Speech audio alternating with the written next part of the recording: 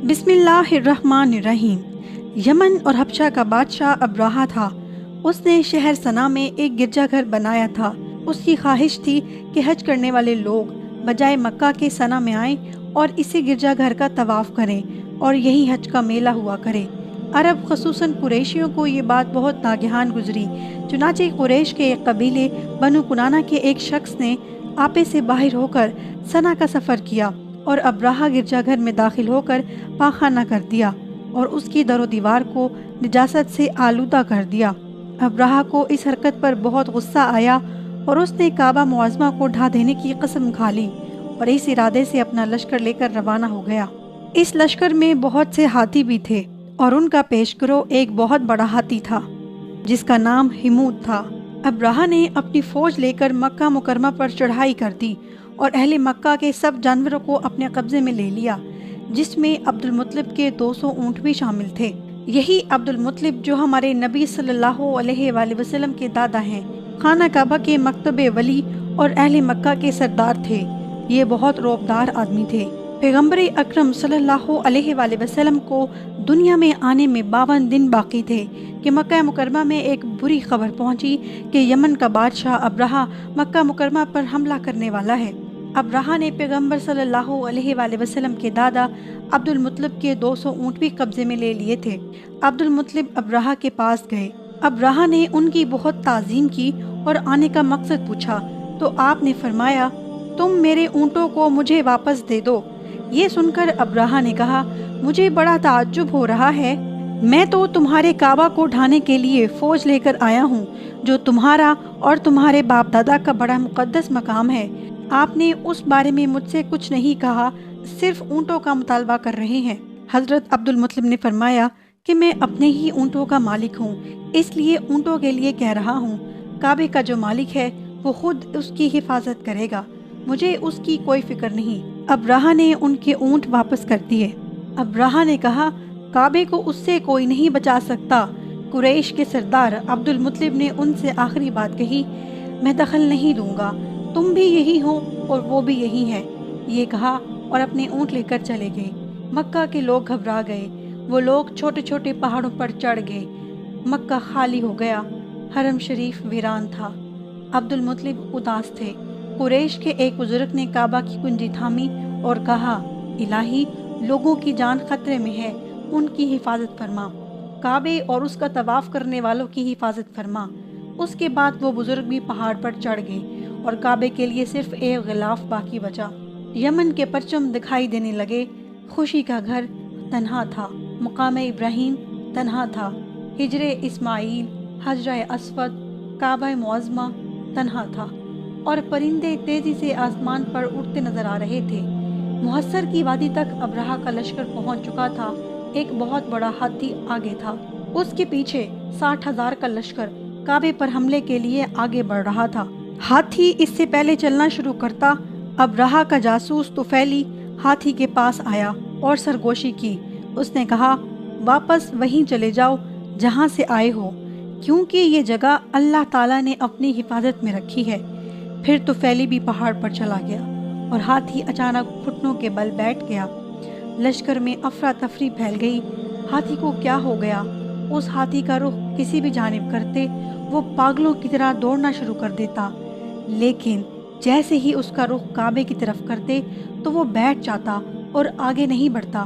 انہوں نے اس ہاتھی کی سونڈ کو بھی چیر دیا تاکہ وہ کھڑا ہو اور آگے بڑھے۔ انہوں نے ہر ممکن کوشش کر لی لیکن کوئی فائدہ نہیں ہوا۔ اچانک آسمان پر ایک سایہ سا بن گیا۔ سمندر کی طرف سے آئے ہوئے گہرے بادلوں کی طرح وہ واضح ہوتے گئے اور صاف نظر آنے لگے۔ اب ان کا لشکر خوفزدہ ہو گیا تھا۔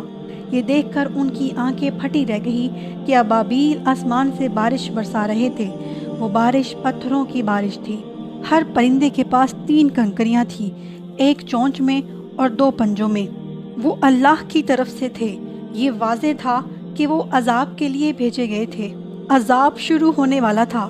ابرہہ اور اس کے لشکر پر وہ پتھر بارش کی طرح برسنے لگے۔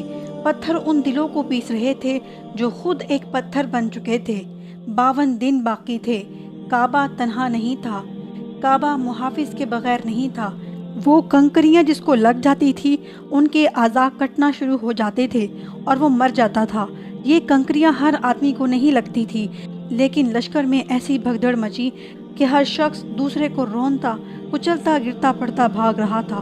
ادھر ابرہہ پر اللہ تعالیٰ نے ایسی آفت بھیجی کہ اس کی انگلیوں کے پور جھڑ گئے اور ثنا پہنچتے پہنچتے چوزے جیسا ہو گیا اور اس کا سینہ پھٹ گیا اور دل باہر آ گیا اور وہ مر گیا۔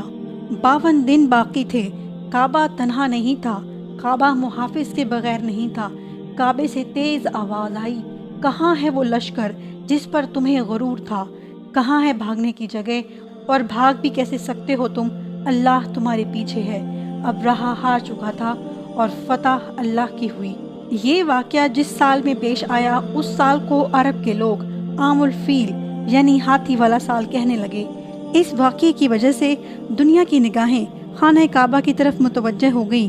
انہیں بیت اللہ کے شرف و عظمت کا ایک کھلا ہوا خدائی نشان دکھائی دے گیا تھا، اور یہ بات دلوں میں اچھی طرح بیٹھ گئی تھی کہ اس گھر کو اللہ نے تقدس کے لیے منتخب کیا ہے۔ اس واقعے کو اللہ تعالیٰ نے قرآن مجید میں بیان کرتے ہوئے ایک سورت نازل فرمائی ہے جس کا نام بھی سورۃ الفیل ہے، جس کا ترجمہ یہ ہے: اے محبوب، کیا تم نے نہ دیکھا تمہارے رب نے ان ہاتھی والوں کا کیا حال کیا؟ کہ اللہ تعالیٰ نے ان کے مکر و فریب کو ناکام نہیں بنا دیا اور یوں بھیج دیے ان پر ہر سمت سے پرندے، ڈاروں کے ڈار، جو برساتے تھے ان پر کنکر کی پتھریاں، پس بنا ڈالا ان کو جیسے کھایا ہوا بھوسا۔ اللہ کا یہ حکم ہے کہ ہم اس سے ڈرتے رہیں۔ اللہ تعالیٰ اسے ہی نوازتا ہے جو اللہ سے ڈرتا ہے۔ اللہ کے بندوں میں سے صرف وہی لوگ ڈرتے ہیں جنہیں اللہ علم عطا کرتا ہے۔ کوئی شبہ نہیں کہ اللہ ہر شے پر غالب اور بخشنے والا ہے، لیکن خوف کے پیچھے بھی حکمت ہوتی ہے۔ اگر انسان اللہ سے ڈرنا چھوڑ دے تو وہ اللہ کے سوا ہر شے سے ڈرنے لگتا ہے۔ وہ خوف ان کی علامت بن جاتا ہے۔ کئی لوگ اپنی حیثیت کھونے کے خوف میں ہوتے ہیں، کسی کو شہرت کھونے کا ڈر، کسی کو اپنے مقام کی تنزلی کا ڈر، لیکن یہ معلوم ہونا چاہیے کہ حقیقی مومن صرف اپنے پروردگار کی رضا اور اس کی محبت کھونے سے ڈرتا ہے۔ اللہ تعالیٰ مومنوں سے محبت کرتا ہے، ان کا دوست اور مددگار ہوتا ہے۔ وہ لوگ جو بھول چکے ہیں کہ ایک دن آئے گا جب انہیں اپنے اعمال کا حساب دینا ہوگا۔ جب وہ دوسروں پر ظلم شروع کر دیتے ہیں تو اللہ انہیں اپنے قہر سے سزا دیتا ہے۔ معلوم ہونا چاہیے کہ ظالم کا انجام آتش ہے۔ حساب لینے والی سب سے بڑی ذات اللہ کی ہے۔ اپنے آپ کو اتنا بلند کرنا چاہیے کہ اللہ کی رسی کو تھام کر حق کی راہ پر قائم و دائم رہیں اور اللہ پر یقین رکھیں، تاکہ کسی مظلوم کی دادرسی کے لیے ابابیل کا انتظار نہ کرنا پڑے۔